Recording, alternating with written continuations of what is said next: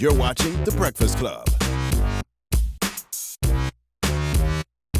Morning, everybody. It's DJ NV Angela Yee, Charlamagne the God. We are The Breakfast Club. We got a special guest in the building. Yes, sir. Kevin Powell. Peace. Good morning to y'all. Welcome. Releasing his 13th book. His 13th book. My Mother, Barack Obama, Donald Trump, and the Last Stand of the Angry White Man. Oh yeah. Why is it over for these white people, Kevin? Well, I don't want it to be over for anyone. I just want us to really have some honest conversations about race and racism in this country, and that's what part of the book is about, And here it is 10 years after we elected Barack Obama. You had this beautiful coalition of people, white, black, Latina, Asian, Native American folks who brought Barack Obama to the White House. And here we are 10 years later with all this ugliness out here. I mean, y'all have talked about it on the show. You've seen this stuff happening. And so for me, it's just a book about a conversation where we need to have in this country around race and racism, about Me Too, about all the stuff that's happening that's hurting people, and saying to folks in our generation and younger, we got to make some changes here because it's not going to come from these folks that are elected officials. Really going to come from the people. You know what I'm saying? All right. Well, I mean, there's so many things to unpack right here. Everything that's happening with Donald Trump at this point in time, and a lot of people in the White House who are actually turning on him, and everything that's happening with Omarosa. What do you think about Omarosa writing her book and releasing all these recordings? I mean, and I know Omarosa. I've known Omarosa for some years. It's a dysfunctional White House across the board. It's not just her. It's Steve Bannon. It's Steve Miller. It's all the folks that worked in there. I thought that the Reagan years were bad during the crack era, but I've never seen anything like this. I don't think any of us have. And it's sad. It's a tragic kind of situation going on because it's a clash of someone who's completely unqualified to be president of the United States being in the White House and then bringing people in who are not qualified either. When you have a doctor as a head of the housing department, I'm talking about Ben Carson. Yes, Ben Carson. This is the problem. And, part of it is, and I've been to all 50 states in this country. I travel extensively, and have done it for years as a writer, as an activist, as a speaker. A lot of people in our country are badly informed about what this country's about, and so they're going to vote for like the simple stuff, like make America great again and all this kind of pitting us against each other.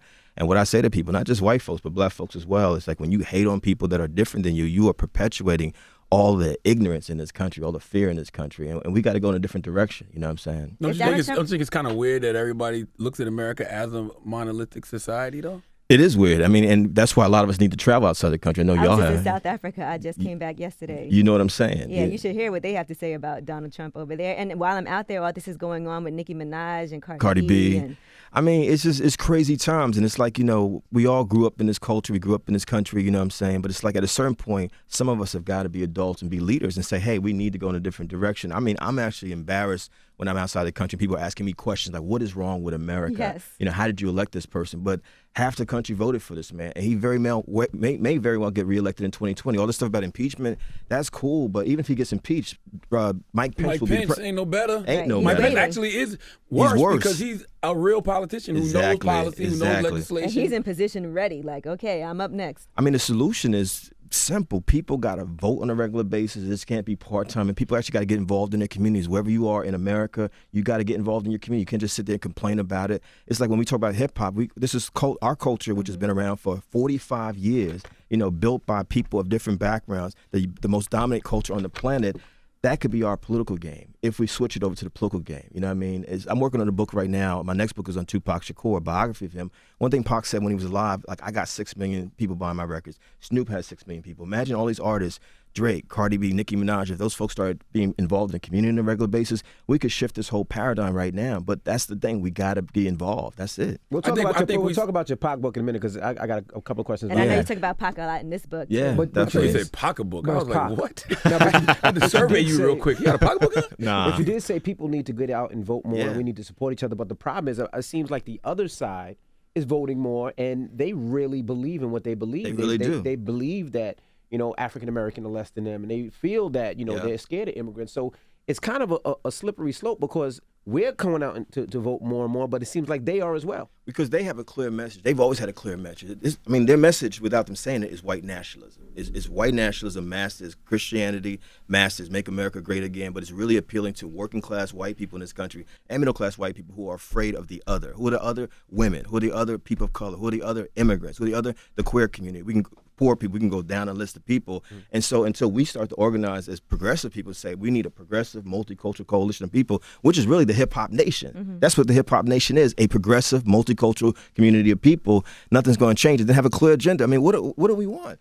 Yeah, you have to have that though, especially because it can't be a white-black thing. If it's a white-black thing when it comes to voting, we'll never win. No, I mean, Never. most people that I encounter around the country, real basic stuff. I want a job. You know, I want to be able to eat. I want to get a quality education. Can I get some job training? That appeals to everybody. But the Democrats, the folks who call themselves progressive, I don't care where they are in the country, they don't articulate that message. The Republicans articulate a clear message. We ain't for it. We anti-abortion. You know, we're anti all immigrants. We're all this stuff, but it appeals to them. Where's our messaging? Tax breaks for the rich. Exactly. And so what I'm saying is, you know, it's going to be it's a shell game until we get folks involved. You know, the sister who got elected to Congress out of the Bronx and Queens, Alexandria, she speaks to, because she speaks to people. This is a Latina sister, Puerto Rican sister who comes from the community, and that's what we need. She's from the same community that created the Bronx, created hip hop. Those are the folks that need to be running for office. Alexandria Ocasio? Exactly, Alexandria Ocasio. The sad part is that you'll never have a leader who everybody agrees with. Though. No, but that's it shouldn't be like that. Yeah, it's impossible. But you should have leaders who have vision, and that's the problem that's missing for a lot of the people who call themselves progressive, and that's why the right keeps winning.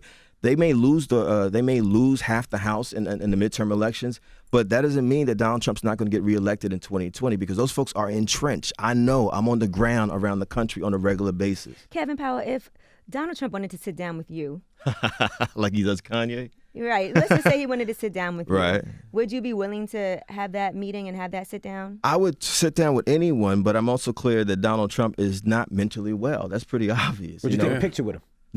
No, I wouldn't wear a hat with him, and I wouldn't say that slavery was a choice because it wasn't a choice. Would you it was let a people form know of ahead of genocide. time that you were about to go meet with Donald Trump and you have a very clear agenda of what it is that you wanted to discuss? Absolutely, but at the same You still time, get slandered. yeah, I would get slandered. But the thing is, you know, he's not going to change. What I'm more interested in is sitting down with young people. Like I work with a lot of different types of people.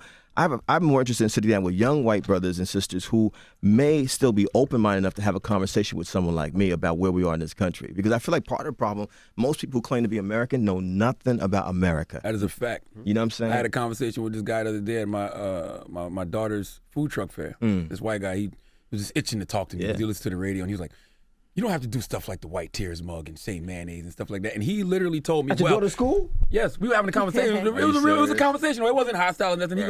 He goes, seriously, if I don't see the injustice that black and brown people are facing in this country, am I allowed to say that? They can say it. Last week, I got an email from a white brother who was mad at me, you know, because I posted the Colin Kaepernick ad, the Nike ad. And, you know, the same old stuff. You know, he's unpatriotic. He doesn't respect veterans. And cursed me out. And so I responded to him. I said, you know, first of all, the national anthem, if you really know anything about history, Francis Scott Key was actually a slave master, you know, and there's a verse that was moved from the national anthem that encouraged slavery. It's amazing that we still even have that as a national anthem. The national anthem should actually be imagined by John Lennon, for example, or One Love by Bob Marley. That should be the national anthem. Smile, bitch, by Lil Duval. Shut up, man. I don't know if I'd support that or my mom would support that. But what I'm saying is, he didn't know anything about the national anthem. And then he started saying this stuff about, you know, we don't support veterans. I said, black folks have actually fought in every war in this country's history, if you actually knew anything about history. You know what I'm saying? And most of us, you know this, coming from South Carolina, most of us have family members, myself included, who have been in the military. These players, these football players live in the communities where people have been chokehold to death, where they've been racially profiled. How could they ignore it? Who cares if they're $1 million athletes? They have a right to express themselves. They're not stupid. They're athletes, but they're also intelligent. That's why they're doing what they're doing. I always see people posting Tim Tebow taking a knee, too, for anti-abortion. Well, you know, I think that's been doctored a little bit because I was about to post it the other day and I said, wait a minute. I'm just wondering, is that because I know sometimes I see things and I don't know how true it is. I think he was just resting. I think I'm going to be honest with you. No, they said it was because he was anti-abortion. And that's a meme on Twitter, but I ain't never saw that. No, he no prayed a lot. They said he was praying. He was praying. So I also think that we as people of color got to be very careful of like just throwing everything out there and saying this is what it is without doing our research. That's the danger. That's the social media problem. Y'all know. I know. That's why I'm asking because I was like, I don't know if this is real or not. I question everything. But it's back to, y'all talk about it on this show. I watch y'all all the time. It's like people got to read, they got to study, they got to travel. It's like, even how you going to call yourself a hip-hop head, you don't know anything about hip-hop history. I mean, it's like the basics of this stuff, you know what I'm saying? And it's like, that's all we're trying to encourage with this book, with the work that we do as activists in the community, like be aware of what's going on. Just don't say you woke, but you got to actually become woke. That's an activity. It's not something you can just wake up one day and say you are. I used to feel like you, when you said the last stand of the angry white man, because I felt like eventually all those older white guys were just going to die out. But I see the younger ones being enraged They now raise too. their kids. They raise their kids. Yeah. They raise their It's kids. a lot of propaganda right now too. I mean, think about it. Fox News alone has been around since the 1980s, y'all. That has affected generations of people. And so when you have shows like this, y'all help to counter it by the stuff that y'all say. But it's like, that stuff is real. When Hillary Clinton and Trump were running for president in 2016, I was in Washington State. I had an Uber driver, a white brother. He didn't know me from a can of paint. I said, "What do you think about the election?" He said, "I hate Hillary Clinton because she's a Muslim communist and she's going to turn the country into Muslim communists." Whoa. Now, if anyone knows anything about Muslims and communists, Muslims believe in God. Communists do not believe in God. But he actually learned You that. saw that on Facebook. That's what I'm saying. Probably seen it on some social You see media what I'm site. saying? And this is where we are, and so this is why I'm glad Kanye has apologized for the slavery opinion, because we have big platforms. We have big platforms. So when you get out there from our community and say slavery was a choice or something crazy like that, that people believe that because they're not reading. So they're like, well, maybe it wasn't that bad. Just want that soundbite. You know what I'm saying? Because people are always like, if that was me, I would have did this, I would have did that. Well, there were so many slaves on a plantation and only so many slave owners. Why didn't they just do this and why didn't they just do that? Well, you got to look at the conditions of slavery. That's Exactly. what people, but I that's mean, really what people in their head would be like, oh, if that was me, like y'all have no idea. No idea. It's like, no. I mean, and it was the biggest thing that slavery did was mind control, which is still affecting us, which is what we're talking about right now. People are brainwashed about a lot of stuff. And so, here we are in 2018, and we've been in this game for a long time. It's like, where are we going? How do we end up with Donald Trump? But I can say it. It's years of social media. It's years of reality TV. It's years of the worst parts of reality TV, and it led to Donald Trump becoming president. I think Barack Obama. I think the fact that the first African American president was there. I think a lot of white people were so upset with that and was like, "This is never going to happen again." And, it's a backlash, and they came out in droves to vote. You're absolutely right. I mean, Trump is a product of identity politics as well, though. Absolutely. Like, the same way it was Barack is a black man, Hillary is a woman. It's like Donald Trump, the white man. That's what we want. But, what I say to my white brothers out there all the time is like, do you want to be a white man, quote unquote? Do you want to be just white, as some folks say to me, or do you actually want to be a human being? There's a big difference there. You know what I mean? Do you want to be a human being who actually is about bringing all different types of people together? It's like when you look at the outpouring from Mac Miller, a white brother who just died, I see all different types of people in the hip-hop community because he was a part of the hip-hop community. We didn't just see him as a white brother because he was us. We share cultural values, and that's the problem. There's a lot of people with different values out there who are toxic to the human family, to the American family. That's why we got the problems that we have. You know what I'm saying? Yeah, Mac was one of those guys that would actually say things like, white people who profit off hip-hop, what are you doing for the Black Lives Matter movement? Exactly. That's why rest in peace, Mac Miller. That's why I love Mac Miller. You know what I'm saying? And it's like, we need to multiply those folks. And I know they out there because they all grew up with hip-hop. They all grew up loving, black athletes. And I'm saying to you all, it's like, there's a massive shift in our cultural values in this country. And these cats are still dominating on the right. That's why we got this conversation going on. White people have to use their privilege to combat prejudice. White people have to use their privilege to combat prejudice. Men, which I talk about in the book, have got to use our gender privilege to combat sexism, patriarchy, misogyny. This is a year now, as we're sitting here, since Me Too exploded. I know Tarana Burke, who created the term back in 2006. I know Rose McGowan. I know Annabella Sciorra. You know what I'm saying? My wife is doing a show called She, a choreo play about ending violence against women and girls. Y'all have talked about it on the show. This is as bad as racism. And to the fellas out there, if you don't say anything about the sexism, you become part of the problem as well. If you don't do anything about that, you become part of the problem as well. And I'm saying this is a diehard hip-hop head who was a b-boy, graffiti writer, founding staffer in Vibe magazine. I produced the first exhibit on hip-hop with the Rock and Roll Hall of Fame. My next book is on Tupac Shakur. I bleed hip-hop, but I'd be lying to y'all if I didn't say over the time of being in this culture, I didn't start thinking about, wait a minute, how do we as men treat women and girls? This is not 100%. acceptable. The bad thing 100%. about that is it was so in the culture. Like, It's we talk deep about in the Revenge culture. of the Nerds, and we talk about, the early videos. I remember the Big Pimpin' video and Dame Porn. Like, that was the culture. Dr. So Dre everybody running, was, and nothing but a G thing, Nothing running but a up G behind the thing. girl and pulling her top off. Like, And it Kevin, was- even it for was the yourself, norm. you talk about how you grew up and even seeing your dad in the truck with pictures of naked girls all in the Exactly. truck and women are objectified. So Yeah. that's something even for yourself you had to overcome. I mean, and we don't learn it, just like we didn't learn about black culture, Latinx culture, Asian culture. We didn't learn about women's history growing up in the school system, either private or public school. So you become ignorant and you get into the culture, you just fall into what's there. I think about, one of the hardest things about writing this Tupac biography right now is going back and reliving all that stuff that happened in the 1990s. But one thing that Pac said that always stuck out to me when he caught that sexual assault charge, in the interview that we did in prison, he said, you know what, Kev, he said to his dying breath, I didn't do that to her. But what I'm guilty of as a man is not stopping those other men from assaulting that young lady. That takes a different kind of man to say something like that. And Pac was only 23 years old. He only lived to 25. Right.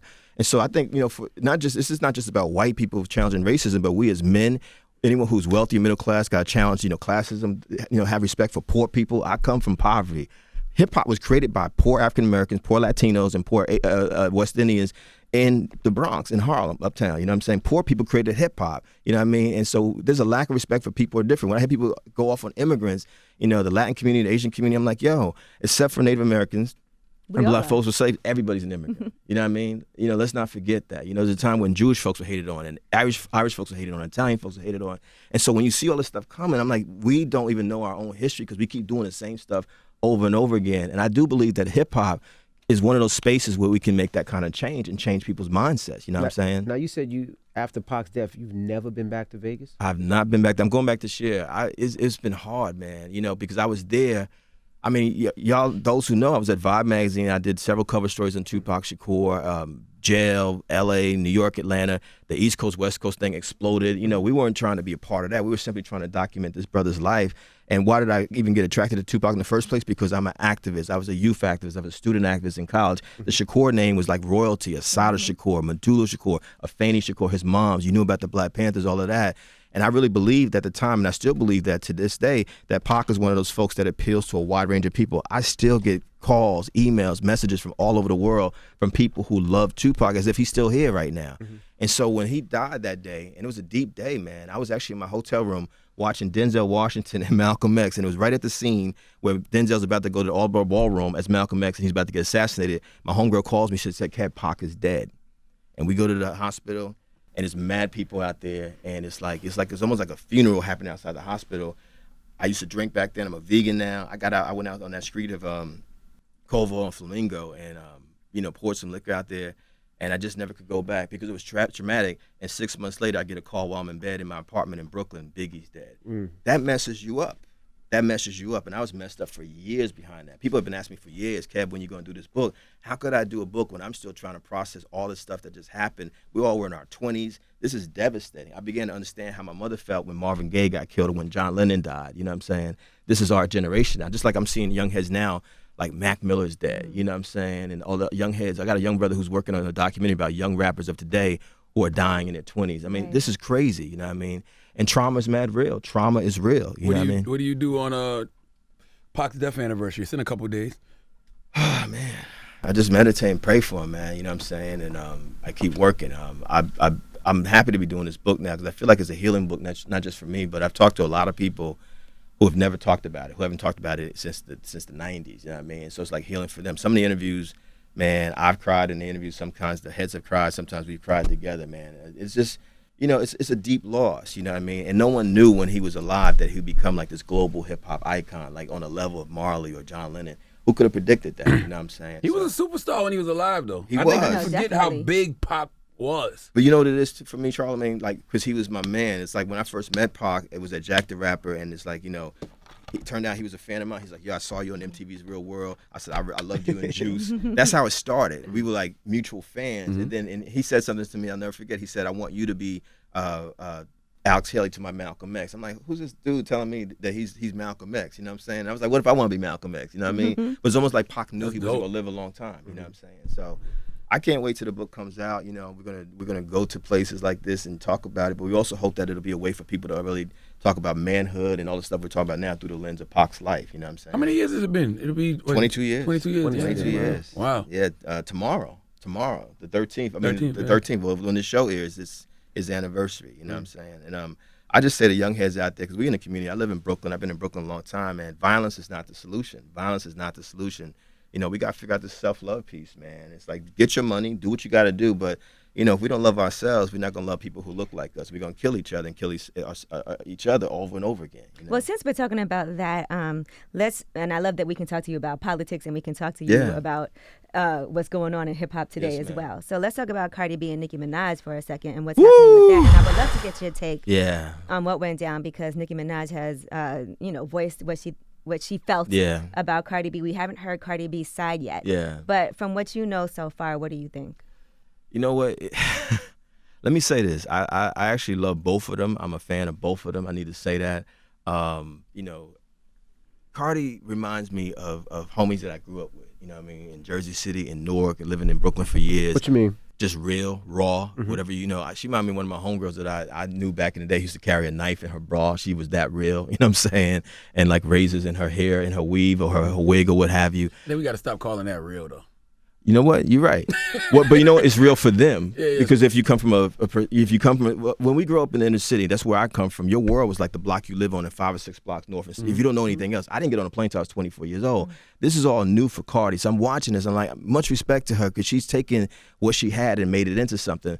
But I really hope that she grows and evolves. I'm reading her Twitter posts. I'm reading her IG posts on a regular basis, even before the shoe throwing episode with Nicki Minaj, and I'm saying to myself, I hope that there's people around her that's helping her to evolve, because as y'all know, I mean, y'all have had so many artists come through here. 1 minute you on top, next minute it's over. Right. You know what I'm saying? If you don't save your money, if you don't diversify, if you don't flip it to something else, and also if you don't evolve, you know what I mean? And that was the thing when I look at Cardi, I think about Pac a lot, honestly, since we were just talking about Pac. It's like, you constantly getting into beefs with different people. And you really, one of the things that we said about Pac is the only peaceful moment he ever had in his life when he was in jail for those 10 months. That should not be the case. Y'all feel what I'm saying? And I mean, I hate to say it, but it's real. Like, I wish even me, who, when I was in my 20s, like, where's the therapy? Where's the counseling? Where's the sister circles, the healing circles for Cardi B? So that this sister she's a survivor of poverty, sexual abuse. She's talked about this stuff, man, openly, but there's no way you're not going to be angry. There's no way you're not going to be violent. There's no way you're going to feel like everything is disrespect, because that's how we're socialized in the hood. But you're not in the hood no more. You know what I'm saying? It's like she's coming from the hood, she's getting on a plane, she's going to another level, but she hasn't released the baggage from the hood, so it's weighing the plane down. That's it. And I feel like people encourage these women to beef with each other so much. Like, they're like, yeah, I would have did that too. She should have did that. Now she's got to do this. Now let's hear what she has to say. And it's so encouraged. It's people of color and people of color self-hatred, man. And it's ugly when it's famous people, because they have such an impact on so many people, you know what I mean? And it's like, I wish that they could sit down. I remember I said to Tupac, I said, why can't you and Biggie sit down? Y'all who read the article, remember, it was a Death Row cover story with Suge and Dre and Snoop and Pac on the cover. I wrote that story. You know what Pac said to me? Yellow M&Ms and green M&Ms don't get together.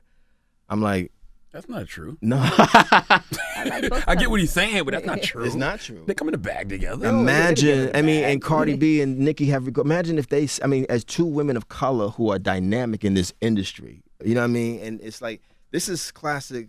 We are people from South Carolina. Charlamagne know what I'm talking about. This is classic slave mentality. This is classic divide and conquer. That's all it is. But they tried on several occasions to make things cordial. But you know what it is social media. And I think it's a little jealousy on both sides. I think one person feels this way about their album, another one feels this way. And it's good to be competitive in competition, but not to the point where you hate on somebody else or you try to do things and then, emotions get the best of you. And That's I think for women in particular, it would be a lot more empowering, because there's not a lot of women that are doing the numbers that both of these women are doing. Now, when you look at hip-hop history, honestly, Salt and Pepper, Lauryn Hill, you had the shirt on today, you know what I'm saying? Lauryn Hill. There's not been a lot of women artists who have dominated like this. Missy. You know what I mean? Missy, that's much respect to Missy Elliott, but it has not been a lot of women who say they are consistent platinum artists.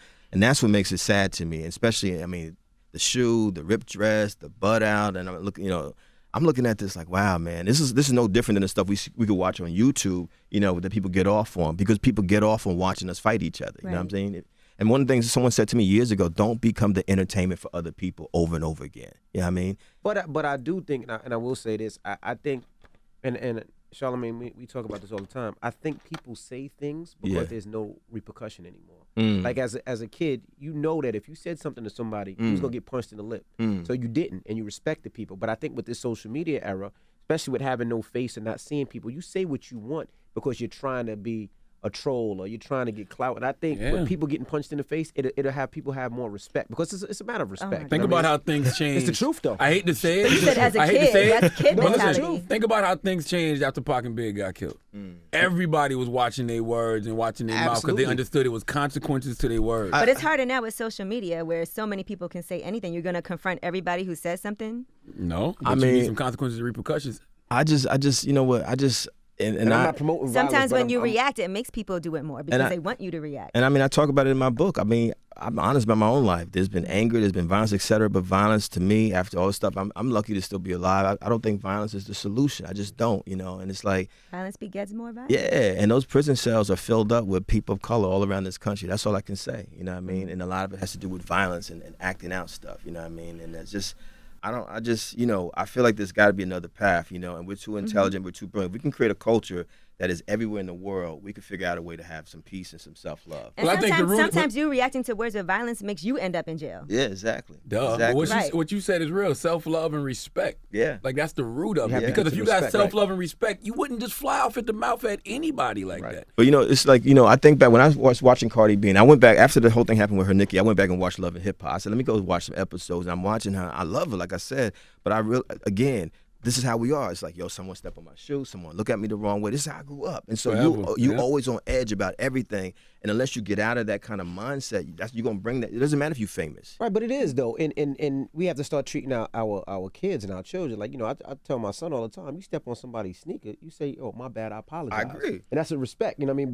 But when the fights happen, when you step on my sneaker, you look at me like, yeah, what? That's when the problem is, because it's a lack of respect. But once you teach your kids respect, and they really understand respect, and it doesn't matter saying I apologize is not a sign of looking less than or weakness. Right. Yeah. It makes the world a better place. It's just certain ways we're not going to talk on social media. Right. Because we know better. Right. You know what I'm saying? You got Lauryn Hill shirt on. How we going to win if we ain't Right with within? him? You know what I'm saying? And that's what it is for us. And I just think that, I love Cardi. I love Nicki. I hope that they can figure this out. And I just hope that Cardi continues to evolve, you know what I mean? Because I feel like she could be around, she could do anything she wants to do, you know what I'm saying? And I just think about the stress of she has so many great things happening for her in her life. Yeah. A baby, married. All in one year. #1 hits, breaking records. Yeah. And to have to be weighed down with all this drama is just something that mentally. We take for granted the baggage of the hood, though. Yeah, yeah. Like, you know what I'm saying? There's no class for this. Like, there's no class for the transition from the hood to megastar, rich with all his money. There's no class for it. There's no class for it. It's like, I think about something Chris Rock said in his last stand-up. He said, I just want peace, you know what I mean? And it's like, but we got to figure out what that looks like for us. I think about Chappelle. I mean, Chappelle's doing his thing now. That's my man. And it's like, but Chappelle had to step away from all that stuff because he's like, this is crazy. This is too dysfunctional for me. And people was dissing him. But he came back and he's doing it on his terms. You know what I mean? And even more money. Exactly. Way more money. You know what I'm saying? We're mad that he walked away from. Exactly. You know what I mean? But I think, it's also, like, people need to understand, this will always be here. You know what I mean? But your sanity's not going to always be here. And it's like, I think about that, like, back to Pac. Like, imagine if he had taken a break for a minute. Let me just pull back for a second. You know what I mean? I'm not saying, I don't know if he would still been alive, but, like, sometimes you need to be away from this. Because you said there's no blueprint. Once you become famous, man, y'all know. You know what I'm saying? Y'all know. It's like, is no one really guiding you unless you really got some sort of foundation for yourself. Right. You know what I mean? So we appreciate you for joining us. Thank you. Kevin Powell, my mother, Barack Obama, Donald Trump, and the last stand of the angry white man. Kevin Powell. Appreciate y'all. Breakfast Club See y'all with the Tupac book, and hopefully in a long minute, it'll be happening.